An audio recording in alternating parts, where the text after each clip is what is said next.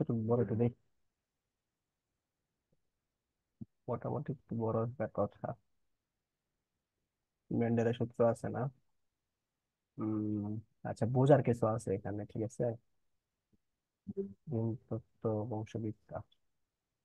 আচ্ছা, স্টার্ট করে দেখি, আল্লাহ ভরসা। কালকে তুমি হচ্ছে, তোমার পরশুদিন পরীক্ষা না? হুম। আচ্ছা, আজকে হচ্ছে যতটুকু পড়াবো তুমি হচ্ছে অতটুকু বাসায় পড়ে নিও, আর হচ্ছে তুমি রিভিশন দিও।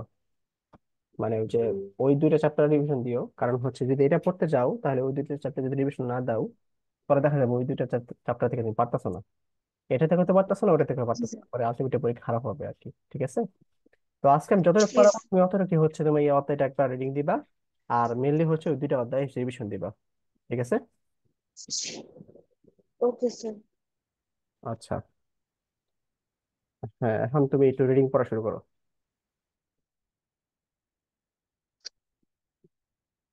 জীবতত্ত্ব আমাদের জীবজগতে অসংখ্য বৈশিষ্ট্য নিয়ে বিদ্যমান। আদিকাল থেকে মানুষ তার জন্য উপকারী উদ্ভিদ ও প্রাণীদের নিজের প্রয়োজনে ব্যবহার করে এসেছে।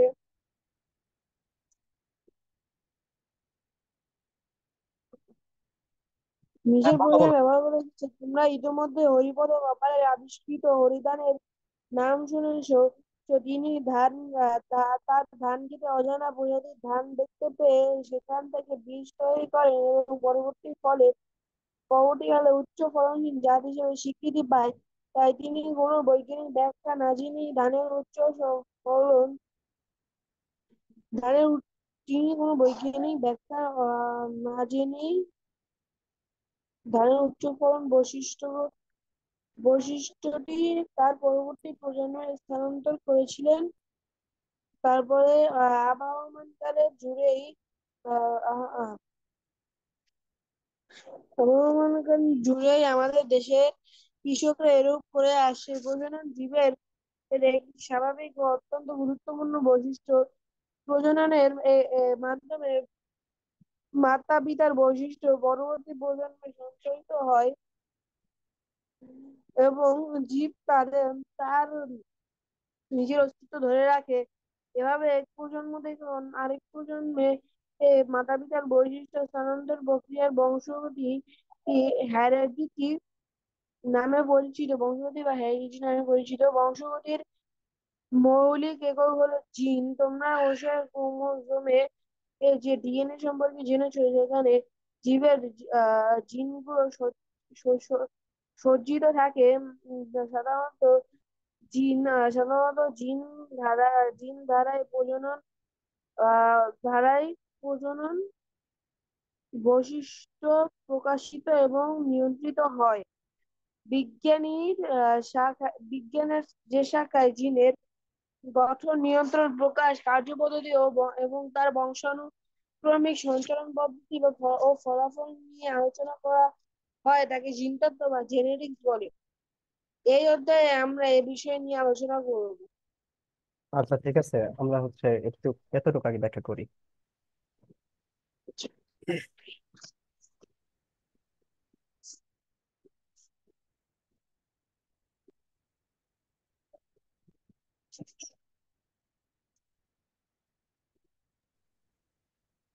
আমাদের জীবজগতে অসংখ্য বৈচিত্র্য বিদ্যমান।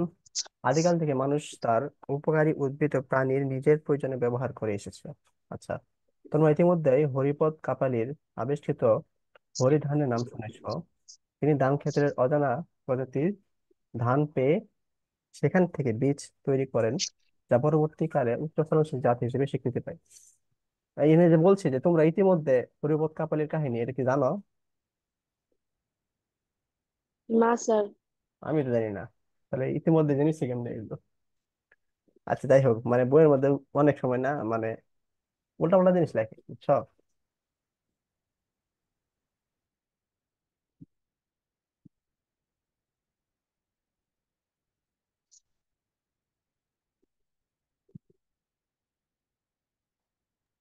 তো দেখবা অনেক সময় কি লেখে জানো, মজার বিষয় হলো যে অমুক টুমুক এসব, এত আসলে খেলে মজা জিনিস না, বুঝছো, খুব বিরক্তিকর জিনিস।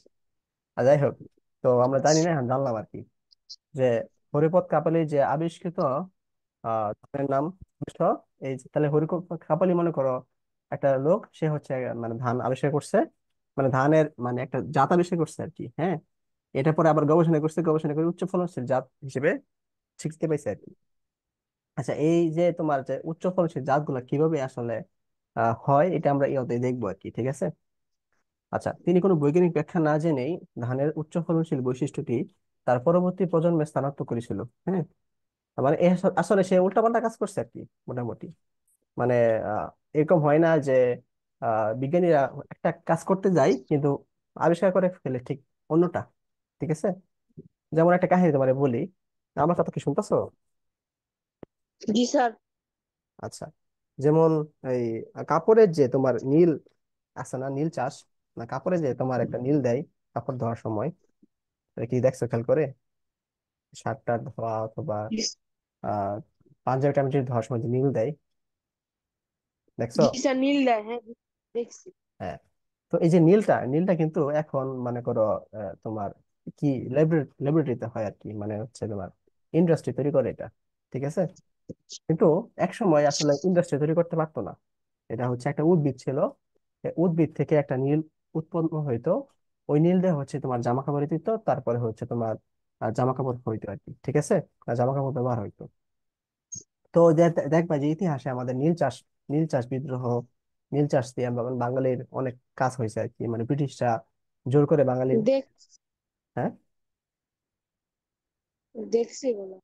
হ্যাঁ, হ্যাঁ, এই যে ইতিহাসে পড়ে দেখবা যে ইতিহাসে আমাদের নীল চাষ বিদ্রোহ বলতে কিছু আছে। মানে নীল চাষ হচ্ছে এমন একটা জিনিস, মনে করো নীল গাছ যে ভূমিতে লাগানো হয়, তো 2-3 বছর যদি ওই ভূমিতে টানা নীল চাষ করা হয়, তো করাইতে করাইতে করাইতে করাইতে কি হয়ে যায়, ওই জমিটা কি হয়ে যায়, মানে অনুর্বর হয়ে যায় আর কি। তো এই জন্য মানে কৃষকরা আসলে করতে চাইতো না, কিন্তু আহ ইরা কি জানি ব্রিটিশরা জোর করে কৃষকদের করাইতো, ঠিক আছে। তো এরকম পরে বিদ্রোহ বিভিন্ন হয়েছিল, ওই যেসব কাহিনী টাহিনী হয়েছিল। তো তো যে একই দিকে মনে করো নীল চাষ হইতো, আর অন্যদিকে হচ্ছে একটা লোক, মানে সে রসায়ন সম্পর্কে তার খুবই আগ্রহ ছিল। তো ওই লোক কি করতো প্রতিদিন তোমার তার একটাই ছিল আর কি, যেমন বিদেশের ঘর বাড়িগুলো ছিল আন্ডারগ্রাউন্ড ছিল, বুঝছো? মানে উপরের তলা একটা বাসা থাকতো, নিচে হচ্ছে একটা রুম থাকতো, মানে মাটির নিচে রুম থাকতো। ওই রুমে হচ্ছে সমস্ত কিছু আহ স্টোরিং একটা রুম আর কি, মনে করো সমস্ত যেগুলো ইউজ করা হয় না ওই রুমে রাখা হয়তো আর কি, এরকম, ঠিক আছে। তুমি ইংলিশ মুভি টুভি দেখলে দেখবা যে আমাদের মধ্যে আন্ডারগ্রাউন্ড একটা স্টোরিং রুম থাকে। তো ওই স্টোরিং রুমে হচ্ছে একটা বিজ্ঞানী তার হচ্ছে এই যে কেমিস্ট্রি জিনিসপাতি গুলো রেখে দিত, এবং সে প্রতিদিনই হচ্ছে তোমার ওখানে যে মানে 1 ঘন্টা বা আধা ঘন্টা সময় ব্যয় করতো, ওই করে হচ্ছে একটা সাথে একটা মিশাইতো, মিশাই দেখতো কি কি হচ্ছে না হচ্ছে এরকম। কিন্তু তার আবার যে ওয়াইফ, হ্যাঁ, ওই যে বিজ্ঞানীর যে ওয়াইফ, ওই বিজ্ঞানীর ওয়াইফটা আসলে পছন্দ করতো না আর কি তার সেই যে কেমিস্ট্রি কাজ করতো। তো সে তার স্ত্রী যখন আসতো, মানে স্ত্রী যখন করতে বেরোয় দিত, তখন সে ওই কেমিস্ট্রি কাজ করতো, আবার স্ত্রী যখন আসতো সে কি করতো, যে তোমার কেমিস্ট্রি কাজটা অফ রেখে দিত। তো একদিন হচ্ছে তোমার সে কেমিস্ট্রি কাজ করতে করতে হঠাৎ করে তার স্ত্রী এসে বসছে। তো সে আর সময় পাই নাই যে ওই সবকিছু কাজ অফ করে দেওয়ার জন্য। তো এই জন্য কি করছে, যে একটা কাপড় দিয়া সবকিছু মোড়াই দিছে, বুঝছো? তো পরের দিন সে আবার কিসের স্ত্রী, কাপড়? মানে কাপড় দিয়ে সবকিছু ঢেকে দিছে আর কি, এরকম। মানে যত আছে আর কি তোমার প্রোডাক্টস গুলো আছে সবগুলা হচ্ছে তোমার কাপড় দিয়ে ঢেকে দিছে। তো ঢেকে দেওয়ার পরে কি হয়েছে, যে তোমার পরের দিন যখন কাজ করতে আসছে, পরে দেখি কি তার যে কাপড় দিয়ে যখন ঢাকছিল সব হচ্ছে তোমার ওই ইগুলা, যে তোমার যে ফ্লাক্স গুলা আছে, কনিক্যাল ফ্লাক্স অথবা বিকার গুলা, এগুলা হচ্ছে পড়ে গেছে। তো পড়ে গিয়ে কি করছে, একটা সাথে একটা মিশে গেছে। তো মিশা গিয়া হচ্ছে তোমার নীল রং উৎপন্ন হয়েছে, ঠিক আছে। পরে সে চিন্তা করছে নীল রং উৎপন্ন হয়েছে, নীল রং তো অনেকটা ইল মতো, যে আমরা কাপড়ে যে নীল দেই, এই নীলের মতো, ঠিক আছে। তো তারপরে হচ্ছে সে এটা নিয়ে গবেষণা করছে। গবেষণা করে আসলে দেখছে আসলে এটা নীলের যে উপাদানগুলো থাকে, আর আমার যে ইটা হয়েছে, প্রোডাক্টটা হয়েছে, এটাও নীলের মতো হয়ে গেছে। পরে সে চিন্তা করছে তাহলে তো আমরা নীল চাষ না করে সরাসরি আমরা ল্যাবরেটরিতে নীল উৎপন্ন করতে পারি, তাই না? তো পরে হচ্ছে কিন্তু সে আসলে ভুলে গেছে আসলে কি কি উপাদান এর মিশছে, মিশার কারণে এই যে নীলটা হয়েছে। তো এটা আবার তার বের করতে 10 বছর টাইম লাগছে, বুঝছো? 10 বছরের টাইম লাগার পরে সে বুঝতে পারছে যে এই এই উপাদান দিলে আসলে কি হয়, নীল উৎপন্ন হয়ে যায়। বুঝছো? তারপরে সে অনেক প্রাইস টাইস পাইলো, আর তারপর নীল চাষ বন্ধ হয়ে। মানে স্যার উনি করতে করতে ভুলে গেছে। না, মনে করো সে তো মানে ঢাকছিল, তাড়াহুড়ার কারণে ঢাকছিল, ঢাকার কারণে তো মনে করো একটা হুম, সাথে একটা মিশে গেছে। তো সে তো জানে না অ্যাকচুয়ালি মানে কোনটার সাথে কোনটা মিশছে, মানে অনেকগুলো প্রোডাক্ট একসাথে মিশে গেছে। তো তারপরে আবার সে যেগুলো প্রোডাক্ট ছিল সবগুলোর নাম লিখছে, নাম লিখে হচ্ছে একটা সাথে মিশাইছে, মিশাই টিশাই করছে। তারপরে হচ্ছে তোমার 10 বছর পরে সে বাইর করতে পারছে আসলে কোন কোন প্রোডাক্ট দিয়ে কি এই নীল উৎপন্ন হয়। বুঝছো? তো সে দেখো যে সে yes, কিন্তু বৈজ্ঞানিক কাজ করতেছিল মানে অন্য একটা কাজের জন্য, মানে তার মনে উদ্দেশ্য ছিল আরেকটা, কিন্তু হয়ে গেছে আরেকটা। মানে তুমি যা চিন্তা করো আল্লাহ এটা উল্টা চিন্তা করে, এবং আল্লাহ চিন্তাটা তোমার কি হয়, বাস্তব হয় আর কি, এরকম। তো তোমার এই কাহিনী এই জন্য বললাম যে তোমার যে হরিপদ যে কাপালি আছে, উনি হচ্ছে তোমার এইসব কাজ করতেছে, কাজ করতে করতে করতে করতে মানে উল্টা পাল্টা কাজ করতে করতে একটা তার কি উচ্চ ফলনশীল বৈশিষ্ট্য হয়ে গেছে আর কি, বৈশিষ্ট্য কেমন একটা জাত সে তৈরি করছে, কিন্তু আসলে সে কোনো বৈজ্ঞানিক ব্যাখ্যা না জেনে এই কাজটা করছে। তারপরে যখন সে আবার গবেষণা করছে অথবা অন্যান্য বিজ্ঞানের গবেষণা করছে, তখন সে বুঝতে পারছে আসলে এই কাহিনী ঘটছে, এবং এটা নিয়ে পরে ফার্দার পড়াশোনা হয়েছে আর কি। ঠিক আছে? তাহলে আমাদের মানে বিষয়টা হচ্ছে আমরা বৈজ্ঞানিক কাজ করতে গেলে মনে করি 100টা যদি এক্সপেরিমেন্ট করা হয়, এর মধ্যে 99টা এক্সপেরিমেন্টে ফেল করে, কিন্তু ওই যে একটা এক্সপেরিমেন্টে তোমার করে সাকসেস হয়, এই একটা এই দিয়েই তোমার অনেক কাজ হয়ে যায় আর কি। বুঝছো? এই জন্য আর কি মানে হাল ছাড়ে না আর কি বিজ্ঞানীরা, একটা পর একটা কি করে এক্সপেরিমেন্ট করেই যায়। বুঝছো?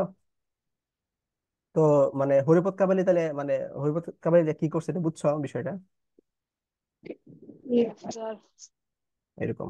আচ্ছা, তারপরে তোমার এই যে প্রযোজন জীবের একটি স্বাভাবিক, আর এই মানে কাহিনীটা হচ্ছে মানে বিজ্ঞানীটার নামটা ভুলে গেছে আর কি, নীল চাষের যে বিজ্ঞানীটা, বিজ্ঞানীর নাম থাকলে তোমার কাহিনীটা দেখা দিতাম আর কি। আচ্ছা, হয়তো ভবিষ্যতে শুনবা আর কি তুমি।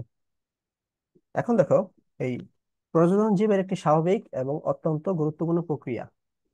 প্রজনন হচ্ছে তোমার ওই যে তোমার মানে আমার পিতামাতা থেকে আমি আসছি, আমার আহ তোমার পিতামাতা তুমি আসছো, এরকম মানে স্বাভাবিক প্রক্রিয়া। এর মাধ্যমে মানে মানুষ আর জীব দুইটাই কি পৃথিবীতে বেঁচে আছে আর কি। ঠিক আছে? আহ এই প্রজননের মাধ্যমে মাতা পিতার বৈশিষ্ট্য পরবর্তী প্রজন্মে সঞ্চালিত হয় এবং জীব তার নিজের অস্তিত্ব ধরে রাখে। মানে হচ্ছে তোমার যেমন আমার পিতামাতা কোনো এক মানে কোনো একদিন তো মারা যাবে, তারপরে পৃথিবীতে কারা বেঁচে থাকবে? আমরা সন্তান বেঁচে থাকি। ঠিক আছে, এভাবে আমাদের সন্তানরা পৃথিবীতে বেঁচে থাকবে, আমরা মারা যাবো। তো এই কারণে হচ্ছে কি, যে অস্তিত্ব রক্ষার জন্য আমাদের প্রজননটা অত্যন্ত গুরুত্বপূর্ণ আর কি। ঠিক আছে? এভাবে এক প্রজন্ম থেকে আরেক প্রজন্মে মাতা পিতার বৈশিষ্ট্য স্থানান্তর প্রক্রিয়া এই বংশগতি নামে পরিচিত। দেখবে যে তোমার আব্বু আম্মুর মধ্যে যে বৈশিষ্ট্যগুলো আছে, এই বৈশিষ্ট্যগুলো তোমার মধ্যে আছে। ঠিক আছে? আবার তোমার যে সন্তান থাকবে, তার তার মধ্যে তোমার কিছু বৈশিষ্ট্য থাকবে। তো এই যে বৈশিষ্ট্যগুলো যে তোমার স্থানান্তর হয়, এই স্থানান্তর যে এটাকে বংশগতি বলা হয়। ঠিক আছে? আর বংশগতি একটি মৌলিক একক হলো জিন। মানে এই জিনটা কি, এই জিনটা হচ্ছে তোমার ওই জিনভূত না আর কি। এই জিনটা হচ্ছে তোমার ক্রোমোজোম আছে না, মানে কোষের মধ্যে তোমার নিউক্লিয়াসের ভিতরে আহ একটা নিউক্লিওলাস আছে। ঠিক আছে? ওই নিউক্লিয়াসের আশেপাশে যেগুলো থাকে ওগুলো বলা হয় ক্রোমোজোম। এই ক্রোমোজোমের মধ্যে আবার কি জিন থাকে আর কি। জিনটাকে বুঝতে পারছো কি?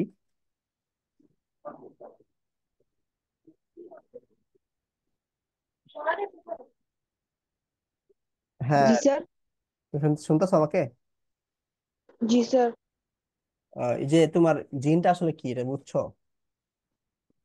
Yes sir. বলো তো জিনটা কি। স্যার জিনটা হলো গিয়ে এটা মানে প্রজন্ম বিকশিত করে, মানে আমার বৈশিষ্ট্য আমার সন্তানের কাছে থাকবে, আমার আব্বু আম্মুর বৈশিষ্ট্য আমার কাছে আছে, এরকম। এটা তো মানে সামনেরটা মানে আমি রিসেন্ট একটা কথা বলছি আর কি, এই কথাটা শুনছো? না স্যার।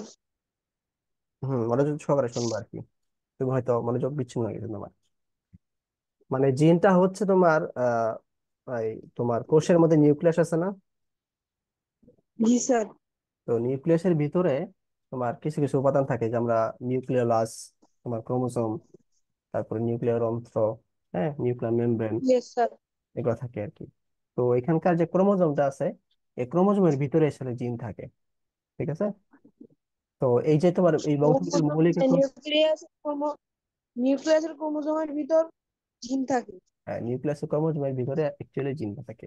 এই জিনটাই হচ্ছে তোমার কি, মানে তোমার আব্বুর যে বৈশিষ্ট্যগুলো, তোমার আম্মুর যে বৈশিষ্ট্যগুলা, এগুলো তোমার মধ্যে স্থানান্তরিত করে। ঠিক আছে। তো আমি যখন প্রথম প্রথম পড়তাম তখন তো ভাবছিলাম আর কি এই জিনটা হচ্ছে তোমার এই যে জিন ভূত, আহ মানুষ এবং জিন তৈরি করছে আল্লাহ ইবাদতের জন্য আর কি, ওই জিন এরা। কিন্তু ওই জিন হচ্ছে তোমার এই কি বরিকার জ নিচে ব আছে, ঠিক আছে, তার না, ওই জিন হচ্ছে এটা। আর এই জিন হচ্ছে তোমার আমাদের যে কোষে যে ক্রোমোজোম যেটা আছে সেই জিনটা। ঠিক আছে। আচ্ছা, ইয়েস স্যার। তারপরে হচ্ছে তোমার, তোমরা কোষে ক্রোমোজোমের যে ডিএনএ সম্পর্কে জেনেছো, সেখানে জীবের জিনগুলো সজীব থাকে। আচ্ছা, এখন দেখো, তোমার ডিএনএ আছে না, মানে জিনের ভিতরে অ্যাকচুয়ালি ডিএনএ থাকে, মানে ডিএনএটা সজ্জিত থাকে জিনের মাধ্যমে। এটা হচ্ছে তুমি হায়ার ক্লাসে পড়বা। সাধারণত জিন দ্বারাই প্রজাতির বৈশিষ্ট্য প্রকাশিত এবং নিয়ন্ত্রিত হয়। বিজ্ঞানের যে শাখায় জিনের গঠন, নিয়ন্ত্রণ, প্রকাশ, কার্য পদ্ধতি, তার বংশানুক্রমিক সঞ্চালন ও পদ্ধতি এর ফলাফল নিয়ে আলোচনা করা, তাকে বলা হয় জিন তত্ত্ব। এই অধ্যায়ে আমরা এই বিষয় নিয়ে আলোচনা করব। বুঝছো? মানে জিন তত্ত্ব নিয়েই হচ্ছে আমরা এই অধ্যায়ে আলোচনা করবো। আর জিন নিয়ে যে তোমার যে পড়াশোনাটা হয় সেটাকে হচ্ছে তোমার জিন তত্ত্ব। আচ্ছা, তো এর ইন্ট্রোডাকশন। তারপরে এখানে কি বলছে, আহ এইটুকু একটু পড়ো। গ্রেগর ইোহান মেন্ডেল ও তার গবেষণা। গ্রেগর ইোহান মেন্ডেল ইহন না, এটা তো একটু ভুল করছে। এটা হচ্ছে জোহান মেন্ডেল, লেখক জোহান মেন্ডেল, এই যে দেখেন, ঠিক আছে এখানে এটা কেটে দাও, কেটে হচ্ছে তোমার লেখক জোহান মেন্ডেল, লেখক Johann Mendel. Gregor Johann Mendel তার গবেষণায় সর্বপ্রথম জীবের বৈশিষ্ট্য বংশানুক্রমে স্থানান্তরের বৈজ্ঞানিক ব্যাখ্যা করেছিলেন। এই বিজ্ঞানী ছিলেন বর্তমান চেক প্রজাতন্ত্রবাসী একজন ধর্মযাজক। তিনি 7 বছর তিনি 7 বছর দীর্ঘ দীর্ঘ 7 বছর তিনি মটরশুঁটি গাছের বিভিন্ন বৈশিষ্ট্য নিয়ে পরীক্ষা নিরীক্ষা চালিয়ে বংশগতি সম্পর্কে তার মতামত প্রকাশ করেন। কিন্তু মেন্ডেলের প্রকাশিত নিবন্ধটি তার মৃত্যুর আগ পর্যন্ত লোকচক্ষের অগোচরেই রয়ে যায়। মেন্ডেলের মৃত্যুর 16 বছর পর হিউগো দ্য ভিস, কার্ল করেন্স এবং এরিক স্কেরমেক নামক তিনজন বিজ্ঞানী পৃথকভাবে কিন্তু একই সময়ে ম্যান্ডেল গবেষণার ফলাফল পুনরাবিষ্কার করেন। আশ্চর্যের বিষয় হলো এ বিজ্ঞানীরা তাদের সকল পরীক্ষা নিরীক্ষা শেষ করার পর মেন্ডেলের গবেষণা সম্পর্কে জানতে পেরেছিলেন। এভাবে মেন্ডেলের গবেষণার মাধ্যমে বংশগতির মৌলিক সূত্রের আবিষ্কার ও ও প্রকাশের মাধ্যমে যে ভিত্তি রচিত হয় তার উপর নির্ভর করে জীববিজ্ঞানে বংশগতিবিদ্যা বা জিনতত্ত্ব নামে একটি গুরুত্বপূর্ণ শাখার বিকাশ ঘটে। এ কারণে মেন্ডেলকে বংশগতিবিদ্যার জন্য ফাদার অফ জেনেটিক্স বলে অভিহিত করা হয়। মেন্ডেল গবেষণা ও জীবের বৈশিষ্ট্য নির্বাচন। Johann Johann Gregor Mendel. আচ্ছা, এটা পরে আমরা দেখি, আগে আমরা এইটুকু অংশটা শেষ করি। ঠিক আছে। আচ্ছা দেখো, যে গ্রেগর জোহান মেন্ডেল হচ্ছে তোমার আহ মানে একজন বিজ্ঞানী, বিজ্ঞানী প্লাস ধর্মযাজক। ধর্মযাজক বুঝো কি? মাসা। ওই আর কি, ধর্ম যা প্রচার করে আর কি, মানে খ্রিস্টানদের মধ্যে যারা ধর্ম প্রচার করে, অথবা তোমার ওদের যে ই আছে না, চার্চ, চার্চের যে প্রধান আর কি, আর এরা হচ্ছে ধর্মপ্রাণ। ঠিক আছে। তো উনি হচ্ছে মানে চেক প্রজাতন্ত্রবাসী, মানে এটা হচ্ছে আগে একটা দেশ ছিল, এখন এই দেশটা নাই, এই দেশটা ভেঙে গেছে, ভেঙে গিয়ে কয়েকটা দেশে পরিণত হয়েছে। তো এই হচ্ছে তোমার চেক প্রজাতন্ত্র একটা ধর্ম, মানে প্রজাতন্ত্র একটা চার্চের যে প্রধান ছিল সে ধর্মযাজক, প্লাস হচ্ছে সে মানে ধর্ম প্রচার করতো। হ্যাঁ, আবার সে বিজ্ঞানী ছিল আর কি, মানে মটরশুঁটি নিয়ে তার গবেষণা করতে ভালো লাগতো, বা গাছগাছালি নিয়ে গবেষণা করতে তার ভালো লাগতো। তো তিনি হচ্ছে মটরশুঁটি গাছ নিয়ে হচ্ছে গবেষণা করছে। ঠিক আছে। এই মটরশুঁটি গাছ নিয়ে গবেষণা করছে কয় বছর, 7 বছর। এগুলো কিন্তু মানে পরীক্ষা আসতে পারে কি অবজেক্টিভ হিসেবে। তো পরীক্ষা নিরীক্ষা যে চালায় তারপরে সে মানে একটা ফলাফল নিয়ে আসছে। ঠিক আছে। কিন্তু অ্যাকচুয়ালি মানে তার যে কাজটা করছে কাজটা হচ্ছে তোমার আহ মানে তার মৃত্যুর আগে কেউ দেখে নাই, মানে কেউ হ্যাঁ, ওরা গুরুত্ব দেয় নাই। দেখছে আর কি, মানে কিছু কিছু লোক দেখছে আর কি, মানে তখন এটার মানে প্রকাশ পায়নি। এরকম তো নিয়মই আর কি, যে প্রথম যে বিজ্ঞানী থাকে তার কথা আমরা প্রায় মানুষরা জানি না আর কি। অনেক জনের কাজের ফলে লাস্টে যে বিজ্ঞানীটা আসে, মানে বিজ্ঞানীটা মানে বিষয়টা এস্টাবলিশ করে, আমি তার নামই যেমন জানি। তো এই তোমার যে মেন্ডেলের মৃত্যুর পর হচ্ছে তোমার আরো কয়েকজন বিজ্ঞানী আর কি, দা ব্রিস, কার্ল করেন্স এবং এরিক স্ক্যারম্যাক, এই তিনজন হচ্ছে বিজ্ঞানী কি করছে, তিনজন একসাথে না, আলাদা আলাদা ভাবে হচ্ছে তোমার কি করছে, যে মেন্ডেলের যে গবেষণাটা আবার কি করছে, মানে আবার তারা আবিষ্কার করছে আর কি। মানে আগে হচ্ছে তোমার গ্রেগর জোহান মেন্ডেল আবিষ্কার করছে, এবং হচ্ছে তিনজন হচ্ছে তোমার আলাদা আলাদা বিজ্ঞানী আলাদা আলাদা গবেষণা করছে এবং একই ফলাফল পাইছে। ঠিক আছে। তো মানে তিনজনে আলাদাভাবে গবেষণা করছে কিন্তু ফলাফল একই। হ্যাঁ, ফলাফল একই। তো তারা পরীক্ষা শেষ করার পরে হচ্ছে জানতে পারছে না যে আসলে আমাদের আগে মেন্ডেল সাহেব এই গবেষণা করে ফেলছে আর কি। ঠিক আছে। তো এই জন্যই তোমার মেন্ডেলকে বলা হয় যে বংশগতির জনক আর কি। ঠিক আছে। মানে তারা কাজ করছে, বেহুদা কাজ করছে, না জেনে কাজ করছে। কাজ করার কারণে হচ্ছে তো মানে তারা পায়নি আর কি, সেরকম মানে জনক হইতে পারে নাই, যে গ্রেগর জোহান মেন্ডেল যেমন জনক হয়ে গেছে। এই জন্য আমাদের গ্রেগর জোহান মেন্ডেলকে জিনতত্ত্বের জনক বলা হয়। ঠিক আছে। এমন হইতে পারে যে গ্রেগর জোহান মেন্ডেলের আগেও কেউ জিনতত্ত্ব নিয়ে কাজ করছে, আমরা তার নাম জানি না, কিন্তু মানে মেন্ডেলের নামটাই প্রকাশ পাইছে আর কি। বুঝছো? এরকম। মানে ম্যান্ডেলের না, আমি এটা অনুমান আগে করলাম যদি আর কি। কেউ কাজ করে। বুঝছো, মানে এরকম অনেকটা হয়। আর যে নিউটনের যে তিনটা সূত্র ছিল, গতির তিনটা সূত্র, এই নিউটন যে সূত্রগুলো দিচ্ছে এর ঠিক 500-600 বছর আগে হচ্ছে তোমার কিছু বিজ্ঞানী নিউটনের সূত্রগুলা ব্যাখ্যা করে গেছে, কিন্তু তাদেরটা আসলে সেইভাবে প্রচার হয় না নিউটনের যেভাবে প্রচার হয়েছে। ঠিক আছে।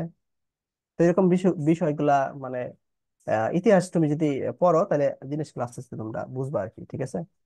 মানে যেগুলা বইয়ে লেখা আছে এগুলো সবগুলা আসলে সত্য এমন না, না আর কি।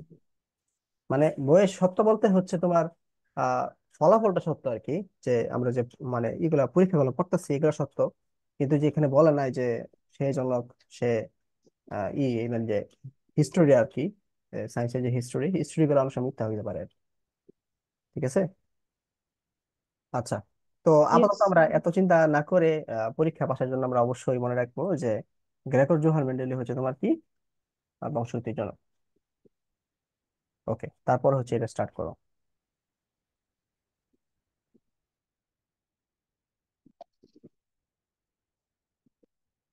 এখান থেকে পড়া শুরু করো আর কি। জোহান গ্রেগর মেন্ডেল ব্যক্তি জীবনে একজন ধর্মযাজক হলেও তিনি প্রকৃতপক্ষে একজন খাঁটি বিজ্ঞানী ছিলেন। বংশগতিবিদ্যা পরীক্ষার জন্য তিনি তার মঠে বাগানে নিয়ন্ত্রিত পরাগায়নের মাধ্যমে সংকরায়ন শুরু করেন। মেন্ডেল তার পরীক্ষার জন্য মটরশুঁটি গাছকে নমুনা হিসেবে মনোনীত করার পিছনে বেশ কয়েকটি কারণ ছিল, যেমন মটরশুঁটি গাছ একবর্ষজীবী হওয়ায় খুব কম সময়ের মধ্যে সংকরায়নের পরীক্ষা ফল পাওয়া যায়।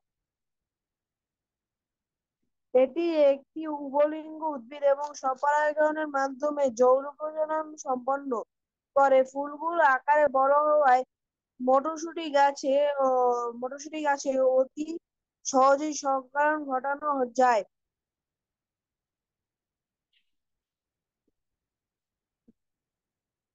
ফুলগুলো আকারে বড় হওয়া, তারপরে পুংস্তবক ও স্ত্রীস্তবকের ঘিরে দলমণ্ডল হলো এমন ভাবে সাজানো থাকে যে এ,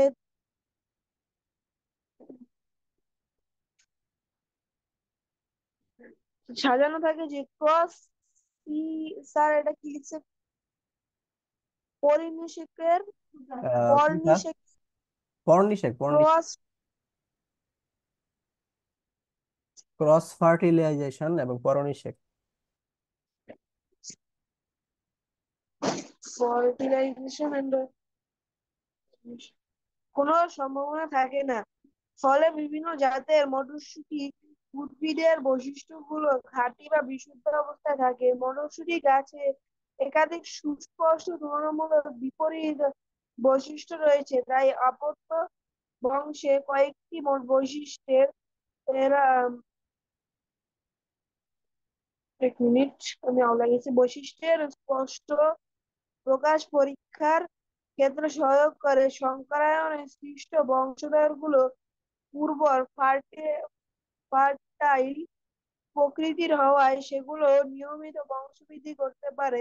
মেন্ডেলের বিভিন্ন উৎস থেকে 34 ধরনের মটরশুঁটি উদ্ভিদের বীজ সংগ্রহ করে আশ্রমের বাগানে প্রায় 1 বছর প্রত্যেক ধরনের বীজ নির্দিষ্ট বৈশিষ্ট্যের বিশুদ্ধতা পরীক্ষা করেন। পরীক্ষা শেষে তিনি কাণ্ডের দৈর্ঘ্য, ফুলের অবস্থান, ফুলের রং, ফলের বর্ণ, ফলের আকৃতি, বীজের বর্ণ এবং বীজের আকৃতি, এই 7টি বৈশিষ্ট্যের ট্রাইব প্রত্যেকটি আর জন্য 2টি করে বিপরীত লক্ষণ সম্পন্ন মোট 14টি খাঁটি উদ্ভিদ নির্বাচন করেন। অর্থাৎ কাণ্ডের দৈর্ঘ্য বৈশিষ্ট্যের জন্য লম্বা ও খাটো এই দুটি বিপরীত লক্ষণ, ফুলের বর্ণ বৈশিষ্ট্যের জন্য সাদা ও বেগুনি এই দুটি লক্ষণ,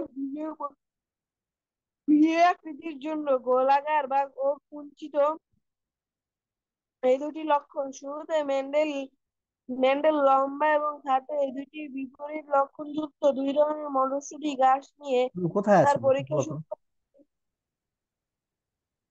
এখানে আছো? এটি জি স্যার। এখানে কোথায়?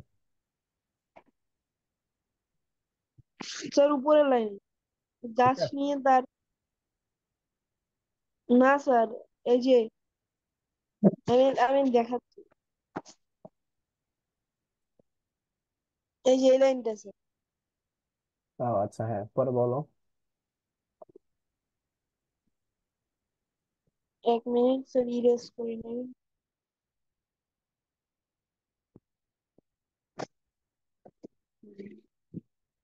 গাছ নিয়ে পরীক্ষা শুরু করেছিলেন। এটি যেহেতু শুধু কাণ্ডের দৈর্ঘ্য এই একটি বৈশিষ্ট্যযুক্ত উদ্ভিদ নিয়ে পরীক্ষা ছিল, তাই এটিকে মনোহাইব্রিড ক্রস বলা হয়। তাহলে তাকে বলা হয়ে থাকে মনো অর্থ একটি monohybrid cross।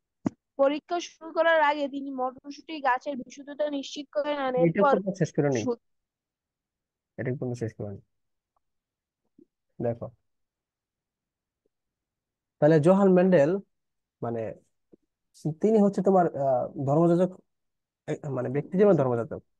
তো একজন মানুষের মনে করি ইচ্ছা একটা থাকে না যে আমি এই কাজ করলাম, সাথে অন্য একটা কাজ করলাম আর কি, মানে যেটা তার মন থেকে সে ভালোবাসে। ঠিক আছে? তো এই জন্য কিছু কিছু মানুষ মন থেকে ভালোবাসে হচ্ছে আড্ডাবাজি, তো আড্ডা দিতে পছন্দ করে। কিছু কিছু মানুষ খেলাধুলা ভালোবাসে, খেলাধুলা পছন্দ করে। আবার কিছু কিছু মানুষ হচ্ছে গবেষণা পছন্দ করে। ঠিক আছে? এরকম মানুষ কম অবশ্য যে গবেষণা পছন্দ করে, বা যারা গবেষণা করে আমরা তাদের, মানে বাঙালিরা বিশেষ করে হচ্ছে তাদের আরো অপমান করি আর কি। তো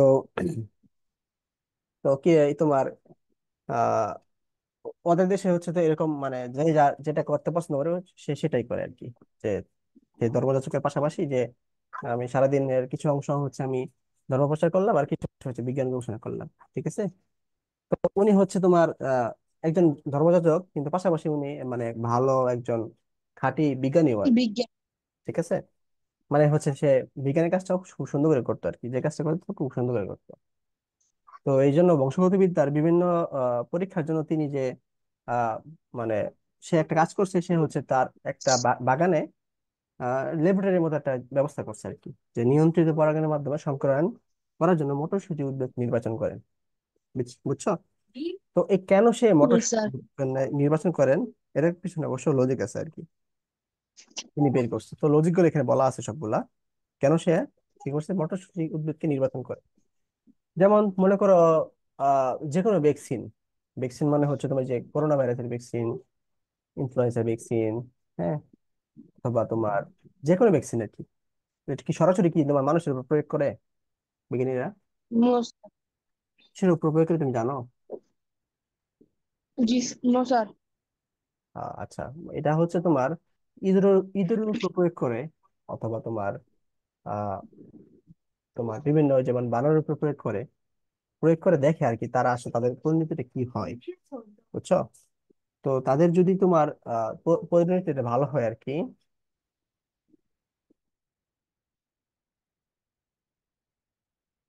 জি তো স্যার। তাদের পরিণতিটা যদি ভালো হয় আর কি, যে তাও- এদের একটা তাহলে মানুষের উপর ভর করে। মাংস প্রোডাক্ট করে। তো এই ঠিক এরকম এরকমই হচ্ছে গাছের ক্ষেত্রে। তোমার হচ্ছে আগে মানে যে গাছগুলা হচ্ছে মানে এর জন্য উপযোগী আর কি, যে গবেষণার জন্য উপযোগী, তাহলে কিন্তু মানে সে ওটা নির্বাচন করে।